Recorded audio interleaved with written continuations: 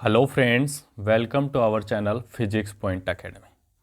जैसा कि आप जानते हैं कि प्रीवियस क्लास में हमने द्रव बूंद मॉडल के आधार पर नाभिकीय विखंडन की व्याख्या की थी और उसके बाद में हमने सक्रिय ऊर्जा को डिस्कस किया था।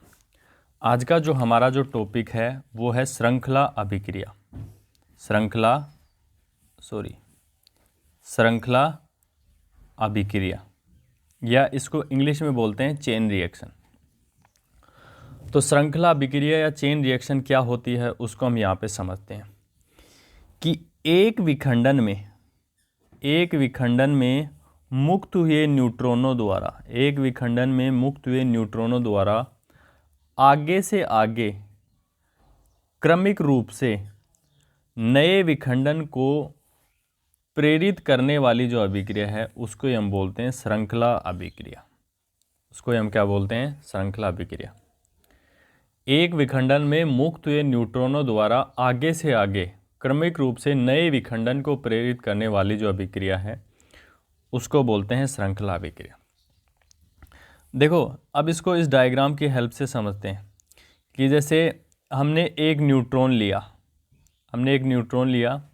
इसको हम बोलेंगे प्रथम पीढ़ी का न्यूट्रॉन। इसको हम क्या बोलेंगे? प्रथम पीढ़ी का न्यूट्रॉन। अब इस न्यूट्रॉन की हमने यूरेनियम 9235 के समस्थानिक पर हमने यहाँ पे बौछार की। तो हमने जब नाभिकीय विखंडन पढ़ा था तो हमने आपको बताया था जब एक यूरेनियम का विखंडन होता है तो 3 न्यूट्रॉन एक साथ उत्सर्जित करता है। तो देखो, ये यूरेनियम जो है नाभिकीय विखंडन द्वारा 3 न्यूट्रॉनों का उत्सर्जन करता है। तो देखो, परिभाषा को देखो यहाँ से कि एक विखंडन में मुक्त हुए न्यूट्रॉनों द्वारा, मतलब एक विखंडन हो गया। अब इसमें जो न्यूट्रॉन मुक्त हुए हैं ये क्या करेंगे? क्रमिक रूप से आगे क्या करेंगे? नए विखंडन को प्रेरित करेंगे। अब ये जो 3 न्यूट्रॉन उत्सर्जित हुए हैं वो 3 नाभिकों को टारगेट करेंगे। 3 यूरेनियम 9235 को क्या करेंगे? टारगेट करेंगे। और अपने जैसे ये 3 न्यूट्रॉन का उत्सर्जन ये करेगा, फिर से 3 ही न्यूट्रॉन का उत्सर्जन ये करेगा और 3 ही न्यूट्रॉन का उत्सर्जन क्या ये करेगा। तो अपने जैसे 9 न्यूट्रॉनों का क्या करेंगे? उत्सर्जन करेंगे। तो एक विखंडन में जो उत्पन्न हुए न्यूट्रॉनों के द्वारा क्रमिक रूप से अपने जैसे क्रमिक रूप से आगे से आगे नए विखंडन को जो प्रेरित करने वाली जो अभिक्रिया उसको हम श्रृंखला अभिक्रिया कहते हैं। तो ये 3 जो न्यूट्रॉन थे उन्होंने 9 न्यूट्रॉनों का उत्सर्जन किया। अब ये जो 9 न्यूट्रॉन हैं ये किनका करेंगे? 27 न्यूट्रॉनों का उत्सर्जन करेंगे। मतलब ये जो श्रृंखला अभिक्रिया है ऐसे ही आगे के आगे ऐसे बढ़ती रहेगी। तो इस प्रकार की जो अभिक्रिया है उसको हम क्या कहते हैं? श्रृंखला अभिक्रिया। तो उम्मीद करता हूँ कि आपको ये बहुत अच्छे से समझ में आई होगी। देखो, नाभिकीय जो विखंडन है उसकी एक और परिभाषा है, मतलब इससे आपको और ज़्यादा क्लियरिटी आ जाएगी। आपको लिखनी है कि वैसे कि जब नाभिकीय अभिक्रिया अपनी तरह की औसतन एक या एक से अधिक नाभिकीय अभिक्रियाओं को संचालित करती है तो इसे नाभिकीय श्रृंखला अभिक्रिया कहते हैं। मतलब देखो, अपनी जैसी ही तो है। जैसे ये जो पहली पीढ़ी में जैसे यूरेनियम न्यूट्रॉन की बौछार की थी मतलब यूरेनियम पे, उसके बाद में भी यहाँ पे भी वही हो रहा है। न्यूट्रॉन की बौछार किस पे की है? यूरेनियम पे। अपनी जैसी एक या एक से अधिक श्रृंखला अभिक्रियाओं को आगे से आगे बढ़ाने की जो प्रक्रिया है उसी हम क्या कहते हैं? श्रृंखला अभिक्रिया। अब देखो, जैसा कि नाम से पता चल रहा है श्रृंखला अभिक्रिया, लेकिन ये इतनी आसान नहीं है।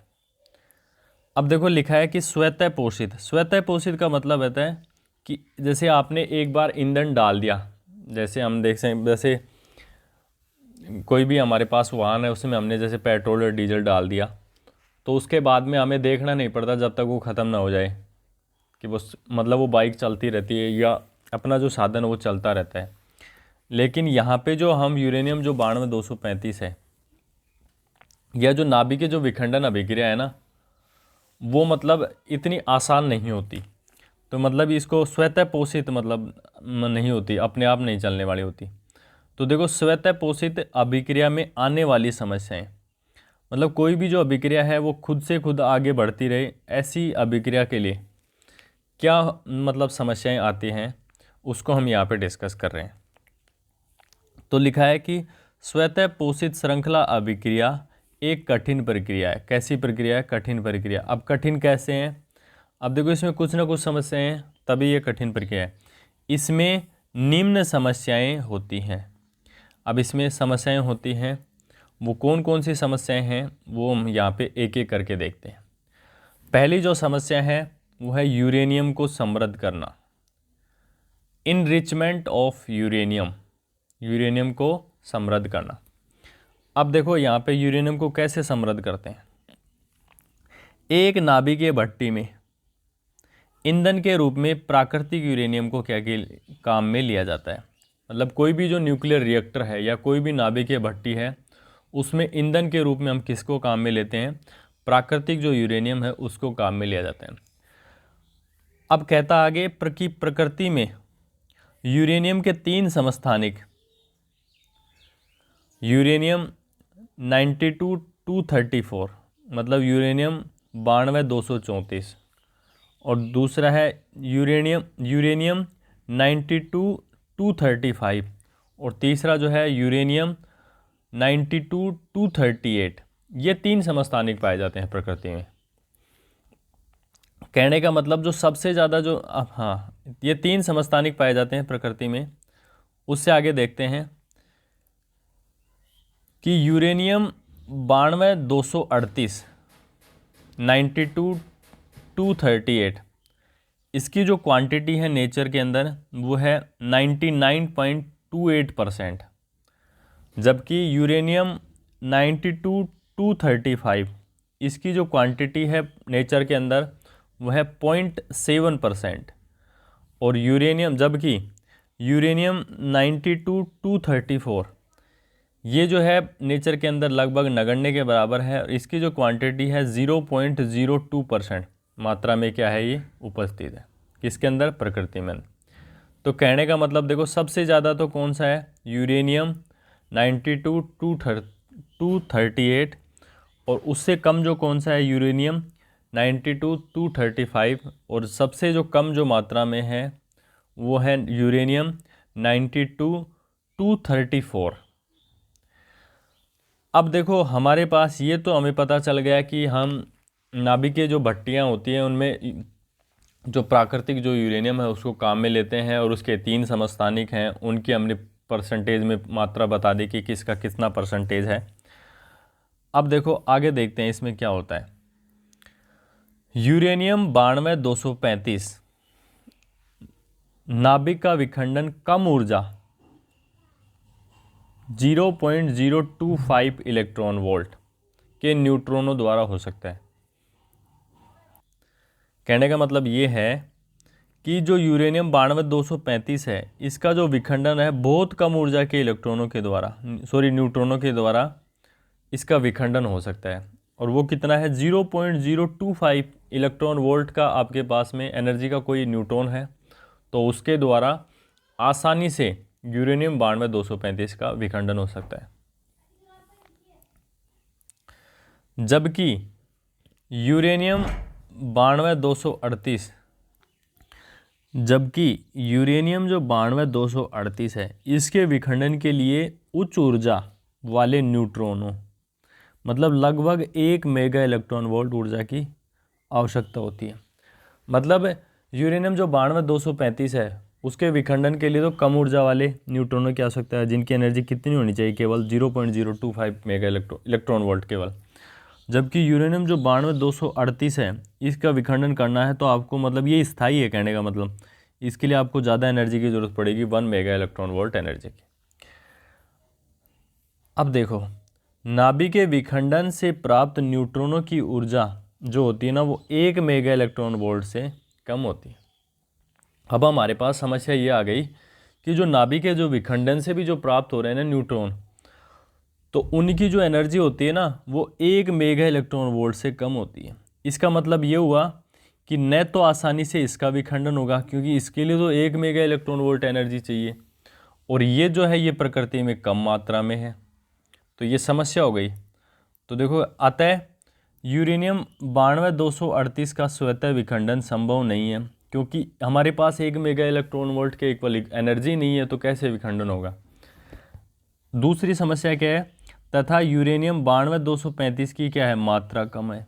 उसकी तो मात्रा कम है, और जिसकी मात्रा अच्छी है उसके लिए हमारे पास जो उत्सर्जित जो न्यूट्रॉन है उसकी जो एनर्जी है वो 1 मेगा इलेक्ट्रॉन वोल्ट से कम है। अतः विखंडन, जिनका विखंडन क्या हो, संभव हो, जिनका विखंडन संभव हो। अब क्या करना है, देखो, अतः स्वतः पोषित श्रृंखला अभिक्रिया के लिए हम क्या करते हैं, यूरेनियम जो 92235 है इसी की मात्रा को आप बढ़ाओ, या तो आप जो उत्सर्जित जो न्यूट्रॉन है उनकी एनर्जी बढ़ाओ, उसको तो हम बढ़ा नहीं सकते, तो हम किसको बढ़ा सकते हैं कि यूरेनियम जो 92235 है उसकी मात्रा को हम बढ़ा सकते हैं। अतः स्वतः पोषित श्रृंखला अभिक्रिया के लिए यूरेनियम 92235 की मात्रा को क्या किया जाता है, कृत्रिम तरीके से बढ़ाया जाता है। क्या किया जाता है, कृत्रिम तरीके से बढ़ाया जाता है, जिससे विखंडन की जो प्रायिकता है वो बढ़ सके। जिससे क्या हो सकता है, ज़्यादा से ज़्यादा यूरेनियम 92235 होंगे तो विखंडन क्या होगा, ज़्यादा होगा, तो विखंडन की जो प्रायिकता क्या होगी वो बढ़ेगी। इस प्रक्रिया द्वारा यूरेनियम 92235 की मात्रा में वृद्धि को हम क्या कहते हैं, यूरेनियम को समृद्ध करना कहते हैं। क्या कहते हैं, यूरेनियम को समृद्ध करना कहते हैं। तो उम्मीद करता हूँ कि आपको बहुत अच्छे से समझ में आया होगा कि यूरेनियम को कैसे समृद्ध किया जाता है। नेक्स्ट जो हमारा जो टॉपिक है वो है क्रांतिक द्रव्यमान। क्रांतिक द्रव्यमान, या इसको बोलते हैं क्रिटिकल मास। क्रिटिकल मास, क्रांतिक द्रव्यमान या क्रिटिकल मास। तो क्रांतिक द्रव्यमान या क्रिटिकल मास क्या होता है कि यूरेनियम पिंड का वह न्यूनतम द्रव्यमान, यूरेनियम पिंड का वह न्यूनतम द्रव्यमान जिससे श्रृंखला अभिक्रिया निर्विघ्न रूप से क्या हो सके, संपन्न हो सके। मतलब जो श्रृंखला अभिक्रिया को निर्विघ्न रूप से संपन्न करने के लिए जो न्यूनतम जो द्रव्यमान है उसे हम क्या कहते हैं, क्रांतिक द्रव्यमान कहते हैं। हो सके क्रांतिक द्रव्यमान कहलाता है। क्या कहलाता है, क्रांतिक द्रव्यमान। मतलब कोई भी यूरेनियम पिंड है उसकी अभिक्रिया को आपको बिना रुके या बिना रुकावट के निर्विघ्न रूप से क्या करना है, संपन्न करना है। तो जो द्रव्यमान की जो न्यूनतम मात्रा है उसी को हम क्या कहते हैं, क्रांतिक द्रव्यमान। और नेक्स्ट जो परिभाषा है उपक्रांतिक द्रव्यमान। तो ये जो उपक्रांतिक जो द्रव्यमान है ये क्रांतिक द्रव्यमान का क्या हो जाएगा, जस्ट अपोजिट। तो उपक्रांतिक द्रव्यमान क्या होगा, देखते हैं यहाँ पे। यूरेनियम पिंड का वह न्यूनतम द्रव्यमान जिससे श्रृंखला अभिक्रिया निर्विघ्न रूप से संपन्न नहीं हो सके, देखो नहीं हो सके, तो उसे क्या कहते हैं, उपक्रांतिक द्रव्यमान कहलाता है। तो देखो क्रांतिक द्रव्यमान तो वह कहलाएगा कि वह न्यूनतम द्रव्यमान जिसके द्वारा जो श्रृंखला अभिक्रिया है वो निर्विघ्न रूप से क्या हो सके, संपन्न हो सके, उसको हम कहते हैं क्रांतिक द्रव्यमान। और उपक्रांतिक द्रव्यमान किसे कहेंगे, जिसके द्वारा श्रृंखला अभिक्रिया निर्विघ्न रूप से संपन्न नहीं हो सके उसको कहते हैं उपक्रांतिक द्रव्यमान। तो उम्मीद करता हूँ आपको बहुत अच्छे से समझ में आया होगा। नेक्स्ट जो टॉपिक है वो है मल्टीप्लिकेशन फैक्टर या गुणन कारक। नेक्स्ट टॉपिक क्या है हमारा, मल्टीप्लिकेशन फैक्टर या गुणन कारक। और इसको हम के से रिप्रेजेंट करते हैं। किससे रिप्रेजेंट करते हैं, के से रिप्रेजेंट करते हैं। अब देखो मल्टीप्लिकेशन फैक्टर या गुणन कारक क्या होता है। देखो जैसा आपको ये मैथमेटिकल टर्म्स दिख रही है वही इसकी परिभाषा है कि गुणन कारक के बराबर क्या होता है कि एनवी पीडी में न्यूट्रॉनों की संख्या, एनवी पीडी में न्यूट्रॉनों की संख्या, कोई भी पीडी है जैसे 5वीं पीडी, 4थी पीडी, 3री पीडी, तो एनवी पीडी में न्यूट्रॉनों की संख्या और उससे तथा n-1वीं पीडी में न्यूट्रॉनों की जो संख्या जो है उसका जो अनुपात है वही क्या है, गुणन कारक कहलाता है। मतलब NVPD में न्यूट्रॉनों की संख्या और N-1VPD में न्यूट्रॉनों की संख्या का जो अनुपात है उसको हम गुणन कारक कहते हैं। अब देखो ऐसे भी समझ सकते हैं कि गुणन कारक किसे कहेंगे कि कोई भी जो नाभिक विखंडन है उसकी किसी पीढ़ी में न्यूट्रॉनों की संख्या और उससे एक पहले वाली जो पीढ़ी है उसमें जो न्यूट्रॉनों की जो संख्या होगी उसका जो अनुपात होगा उसे हम क्या कहते हैं, गुणन कारक कहते हैं। इसीलिए इसको मैथमेटिकल फॉर्म में ऐसे लिख दिया कि NVPD में न्यूट्रॉनों की संख्या और N-1VPD में जो न्यूट्रॉनों की संख्या है उसका जो अनुपात है उसे ही हम क्या कहते हैं, गुणन कारक। तो एक बार इसको डेफिनेशन में भी देख लेते हैं। किसी श्रृंखला अभिक्रिया में, कोई भी श्रृंखला अभिक्रिया है उसमें NVPD में न्यूट्रॉनों की संख्या, NVPD में न्यूट्रॉनों की संख्या तथा N-1VPD में न्यूट्रॉनों की जो संख्या है का अनुपात क्या कहलाता है, गुणन कारक के कहलाता है। क्या कहलाता है, गुणन कारक के कहलाता है। अब देखो गुणन कारक जो होता है ना, अब देखो गुणन कारक के जो है ना 3 मान संभव है। गुणन कारक के 3 मान हो सकते हैं। गुणन कारक के कितने मान हो सकते हैं, 3 मान हो सकते हैं। तो वो 3 मान कौन कौन से हैं? यदि k की वैल्यू 1 से ज़्यादा हो, जब k इज़ ग्रेटर देन 1 हो। दूसरा केस क्या हो सकता है, जब k इक्वल्स टू 1 हो। तीसरा केस कब हो सकता है, जब k इज़ लेस देन 1 हो। तो एक एक केस को हम यहाँ पे पढ़ते हैं। पहला जो केस है जब k इज़ ग्रेटर देन 1, तो देखो k इज़ ग्रेटर देन 1 हो, अर्थात k की वैल्यू देखो 1 से कब होगी, यहाँ पे हमने लिखा NVPD में न्यूट्रॉनों की संख्या बटा N-1VPD में न्यूट्रॉनों की संख्या। तो अंश की जो वैल्यू है ना वो ज़्यादा होगी। k की वैल्यू जैसे n की वैल्यू तो 3 रख दो और इसकी वैल्यू 2 रख दो, तो 1.5 आंसर आ जाएगा। तो 1 से तो ज़्यादा ही है। तो NVPD में जो न्यूट्रॉनों की संख्या ज़्यादा होनी चाहिए, कहने का मतलब N-1VPD के तुलना में, तभी k की वैल्यू क्या होगी, 1 से ज़्यादा होगी। तो लिखा है अर्थात NVPD में न्यूट्रॉनों की संख्या N-1VPD से ज़्यादा होगी। इस स्थिति में क्या होगा, हर पीढ़ी में न्यूट्रॉनों की संख्या में क्या होगी, वृद्धि होगी। इस स्थिति में क्या होगा कि हर पीढ़ी में न्यूट्रॉनों की संख्या में क्या होगी, वृद्धि होगी। अब देखो हर पीढ़ी में न्यूट्रॉनों की संख्या 3 से 9, 9 से 27, 27 से 81, 81 से 243 इस हिसाब से बढ़ेगी। हर पीढ़ी में न्यूट्रॉनों की संख्या में क्या होगी, वृद्धि होगी, जिसके कारण जो है श्रृंखला जो अभिक्रिया है वो क्या हो सकती है, अनियंत्रित हो सकती है। श्रृंखला अभिक्रिया क्या हो सकती है, अनियंत्रित हो सकती है। तो आपको ध्यान में रखना है कि जब श्रृंखला अभिक्रिया अनियंत्रित हो जाए तब गुणन कारक का मान क्या होना चाहिए, 1 से ज़्यादा होना चाहिए, तभी श्रृंखला अभिक्रिया अनियंत्रित होगी। दूसरा है जब k इक्वल्स टू 1 हो, जब गुणन कारक जो k है उसका मान 1 के बराबर हो, अर्थात इसको कह सकते हैं कि NVPD में न्यूट्रॉनों की संख्या जो है, NVPD में जो न्यूट्रॉनों की जो संख्या जो है N-1VPD में न्यूट्रॉनों की संख्या के बराबर हो जाए। NVPD और N-1VPD दोनों में न्यूट्रॉनों की संख्या बराबर हो जाए, जैसे 3/3, तो क्या होगा इस स्थिति, तो इस विखंडन में न्यूट्रॉनों की जो संख्या होती है क्या होती है, नियत बनी रहती है। जैसे 5वीं पीढ़ी में न्यूट्रॉनों की संख्या बटे 4थी पीढ़ी में न्यूट्रॉनों की संख्या, ये ऐसे कह सकते हैं 9वीं पीढ़ी में न्यूट्रॉनों की संख्या बटे 8वीं पीढ़ी में न्यूट्रॉनों की संख्या। मतलब इसमें जो न्यूट्रॉनों की संख्या होती है वो क्या होती है, नियत रहती है। अतः जो श्रृंखला अभिक्रिया है वो कैसी होती है, नियंत्रित और क्या होती है, स्थायी होती है। मतलब हमेशा चलती रहती है श्रृंखला अभिक्रिया, चलती रहती है। तो अनियंत्रित भी है, लेकिन वहाँ पे थोड़ी देर बाद में भयंकर विस्फोट हो जाता है और वहीं पे समाप्त हो जाती है सारी राम कहानी।